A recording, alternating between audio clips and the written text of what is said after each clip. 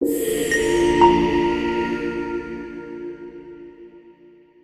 everyone, welcome to another episode of the Renewed Minds Podcast KE.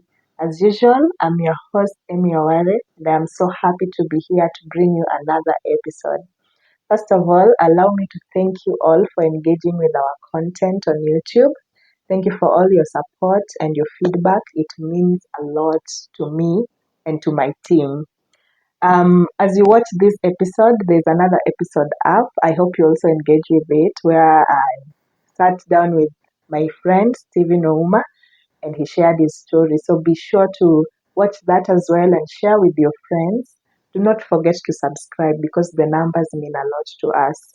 So for today, this is a solo episode. As you can see, I'm here alone today to comment on some of your feedback and to also talk on a topic that some of you requested me to talk about.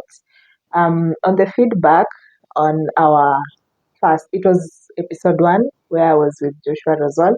Most of you shared and said that there was an issue with the audio. Yes, my team and I recognized that. We're very sorry for it. It was a little hiccup with our instruments, but we are working on it. As you can see today, I'm using a different mic. So we are working on the quality of sound as we are going on. So continue extending the grace and keep engaging with our content, like I said. So apart from that, some of you also requested for a therapist because this podcast is about honesty. So you told me to keep my word and bring a therapist for orphans on this platform. So I'm looking for a therapist, guys. If you know a therapist who has worked with orphans in particular or anybody who has specialized in grief, kindly comment below and tell us, recommend a therapist who can come to the platform to share insights that can help orphans. Thank you, guys. So I will go into what we are to discuss today. One of you requested me to talk about navigating womanhood as an orphan. Now, I do not know if I will effectively do this because I'm still navigating life as a woman, and I haven't gone through the stages that some of the stages that consider me like a woman or a woman per se. For instance, like marriage and raising a family. I can't talk about those. I can only talk about where I am at. But I have points that can help you navigate. At least these are points that have helped me navigate my life so far.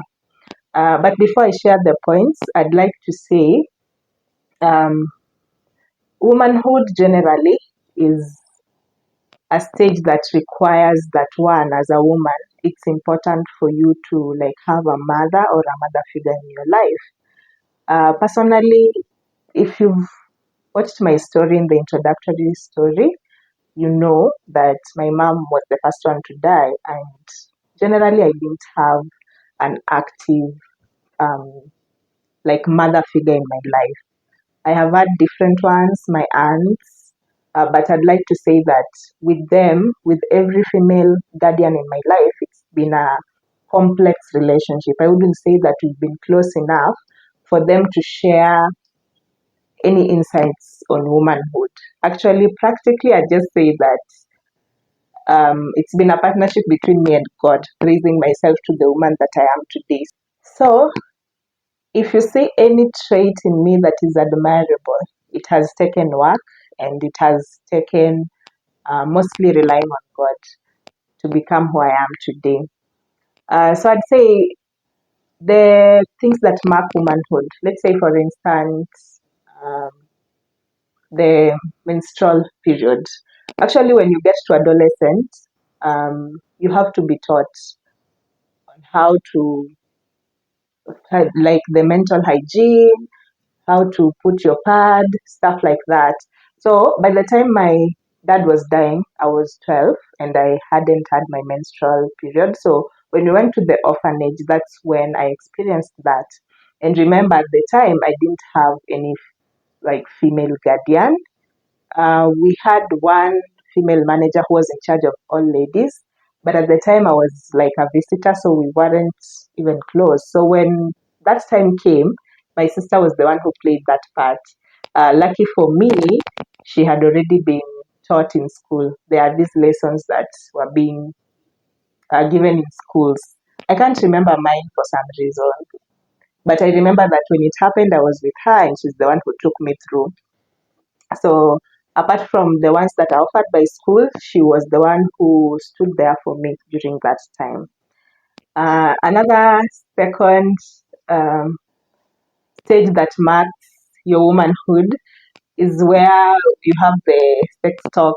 You know, maybe mothers talk to you now about boyfriends or about having sex and stuff like that. Now, that one I also didn't have because, like I said, with the every female guardian in my life, it's just a complex relationship. Like they are just guardians. We don't talk about personal stuff. Like you just see them as a guardian, but we don't go into the nitty gritties of life.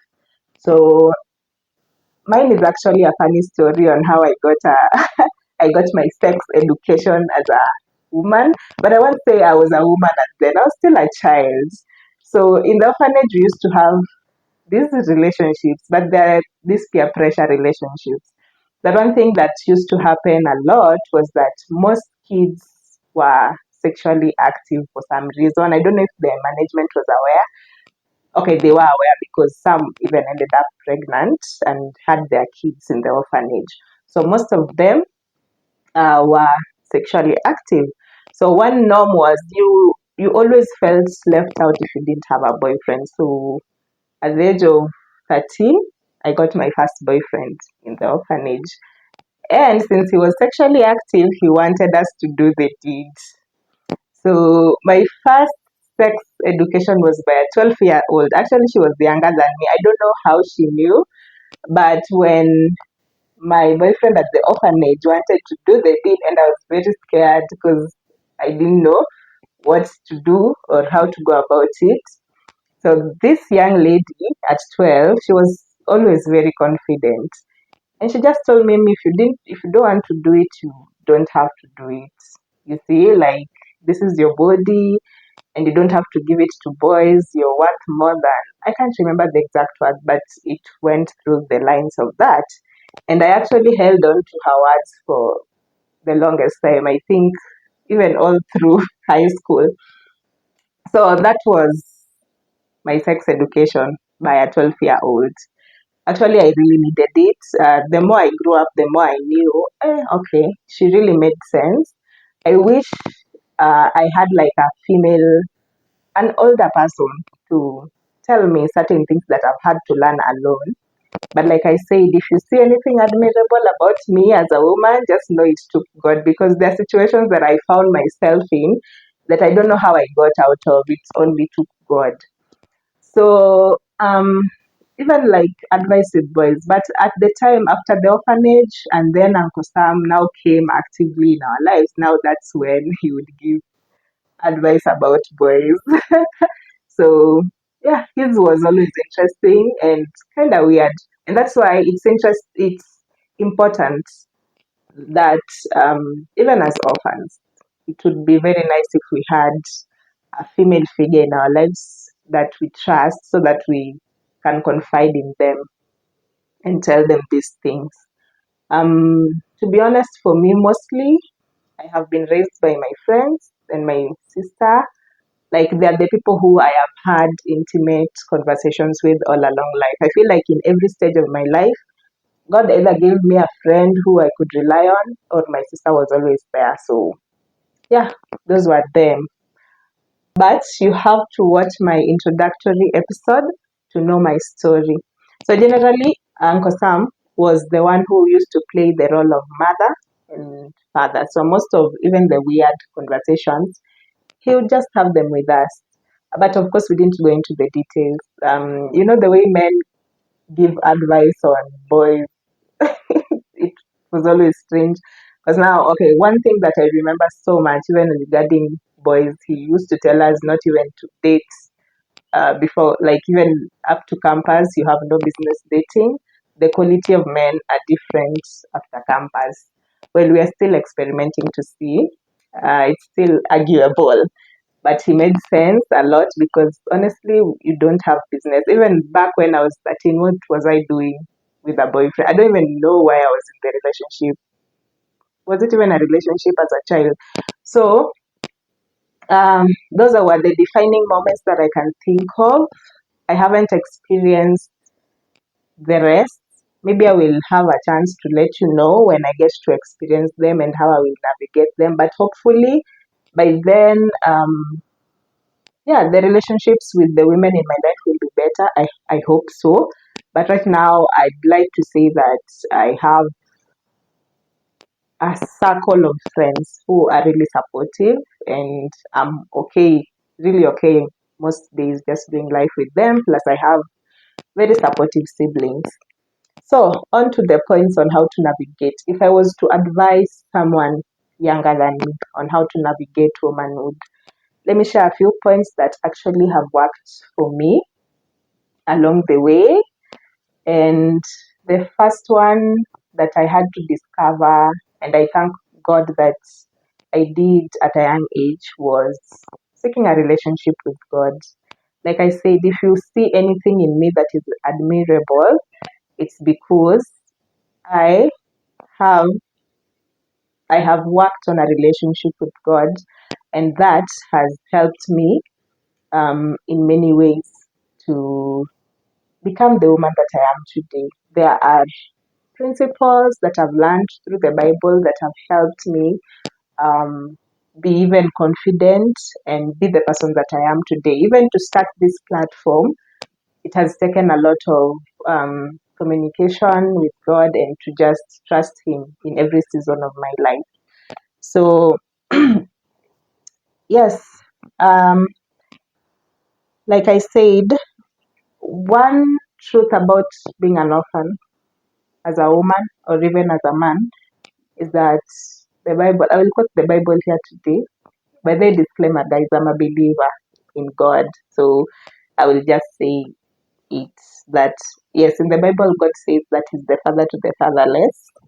So once you lose maybe a parent, it's very good to know that in all things, the way um, the Bible is, God says He's the father to the fatherless, He's the husband to the widows, and He means it because, according to the Bible, God is not a man that He should lie to us. Let me sip my water. Yes, so that I get my trail of thoughts together. So, just living and knowing that God is your father actually helps a lot. And if you have faith in Him, you can actually address Him as your father, like your father on earth. Now He's God. So when you need things, the things that you could have gotten from your father, validation as a child, for a girl, the validation of your father actually really matters a lot.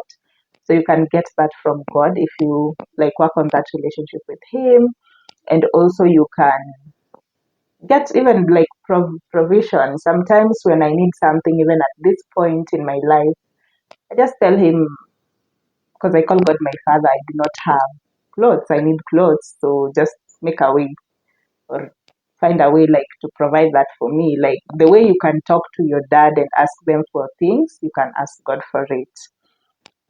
Then the second thing is you have to practice radical acceptance of your situation as an orphan. Like I said, in this platform, we are not encouraging victim mentality because in one way or another, each of us will get to walk um, this journey in any stage of our lives.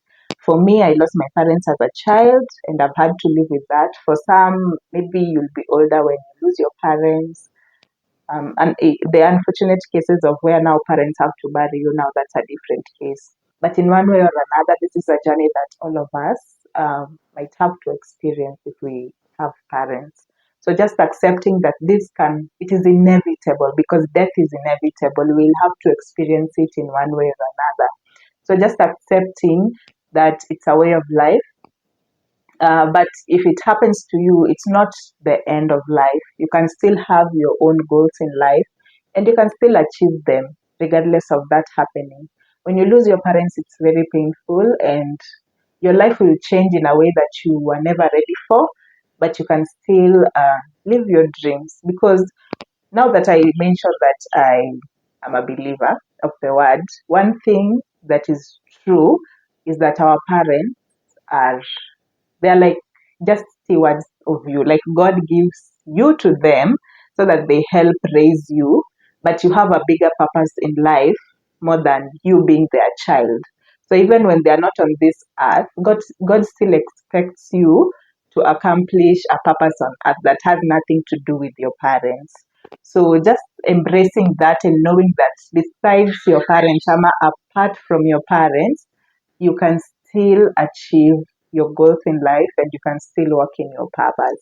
So just accepting that this is the way of life, and one way or another we will live through it. So yes, I think I've exhausted that point. The third point I'd say is that you can build a community. I know that there are people even at our age who still struggle to, make friends. If you're maybe an introvert and you just don't like people, and maybe it's not your fault, but being an orphan needs you need a community of people. You need friends. You need if you're not fortunate to be with your family, you can have a chosen family, people who you've just chosen and you trust and love you for who you are.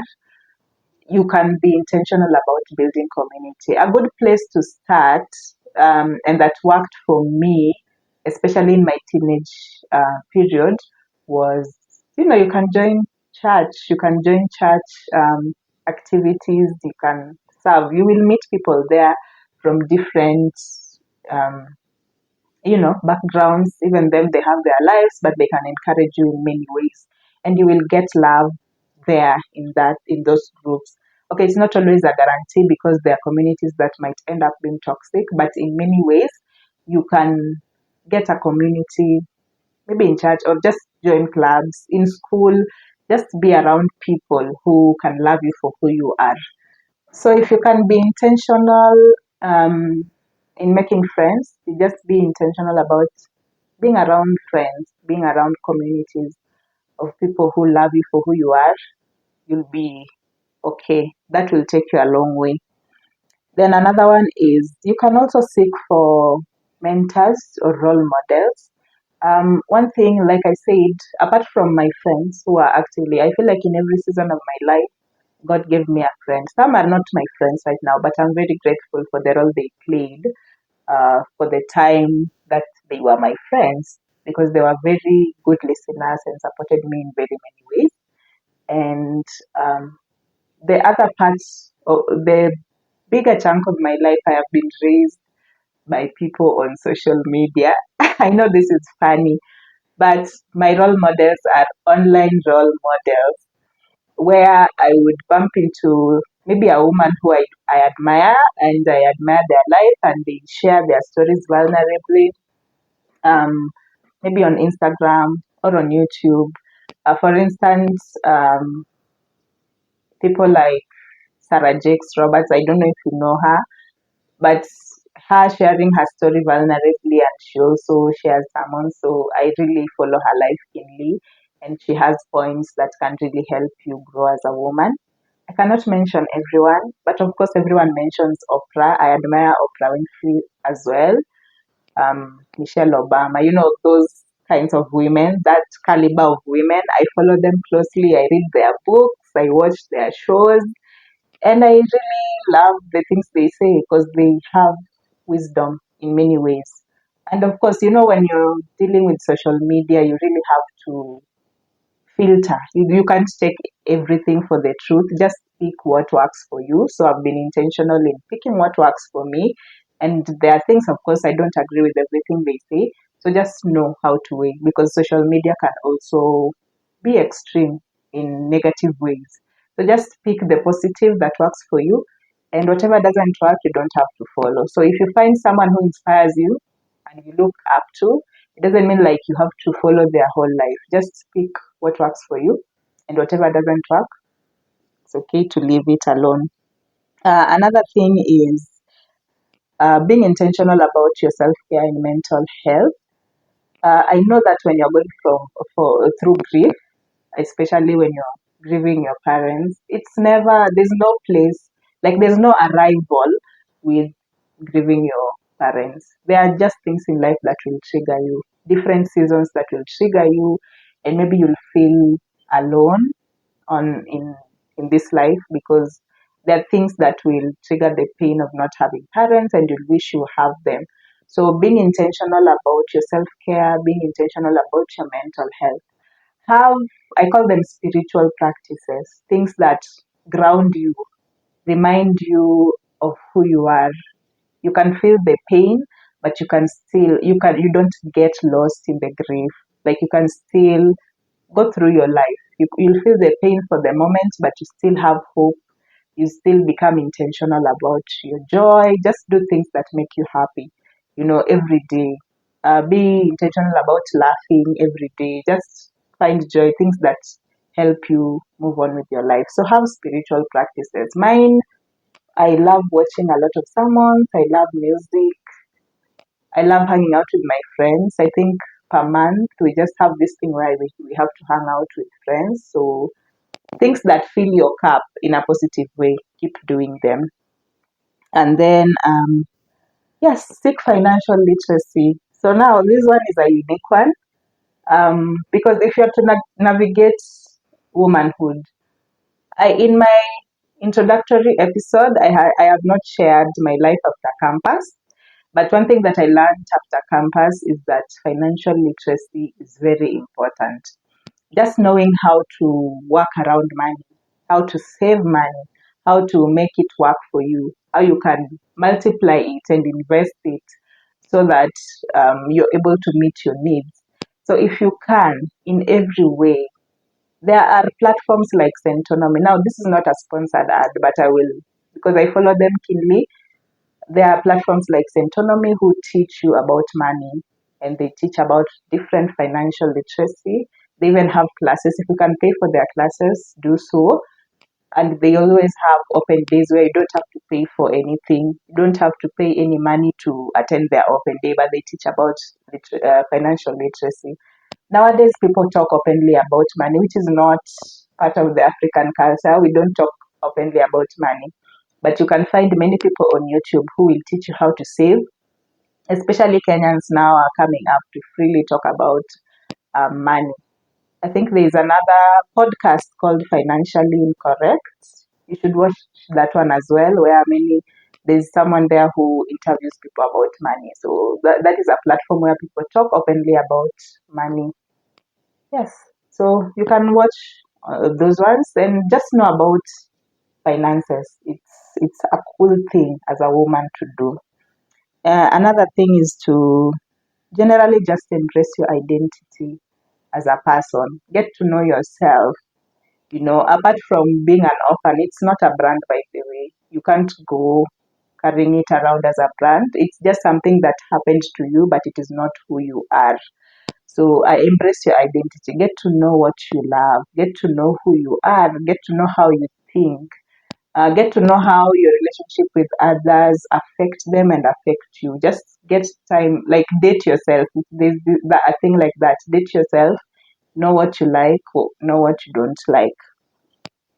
Um, Another thing is you can find ways to honor your parents' memories. Honestly, I don't do that, and it's not because I don't want to. It's just at the point where I am at, I think I'm okay. If I am ever to honor their memory, maybe it will be through my kids. When I have kids, I'll tell them about them. But because of the dynamics of where my parents were buried, and we rarely go home nowadays, by the way, because like I said, you have to watch my introductory story to know. We rarely go home because they like I said, we have a complex relationship with our relatives, and it's just something that never comes up. But we will one day.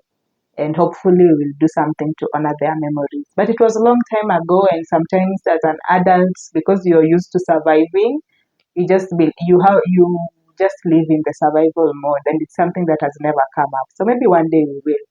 But personally, I think I'll just do it through my kids. I think that is the points that I've shared are things that have worked for me. I don't know if there are others. So if you are a woman who is an orphan and you have other tips that you can share with, especially this person who asked me to talk about this, I hope there are more points that you can share. Please leave them in the comments below. And do not forget to subscribe to our channel so that you get notifications every time that I upload a video. Yes. Thank you so much for staying for this episode.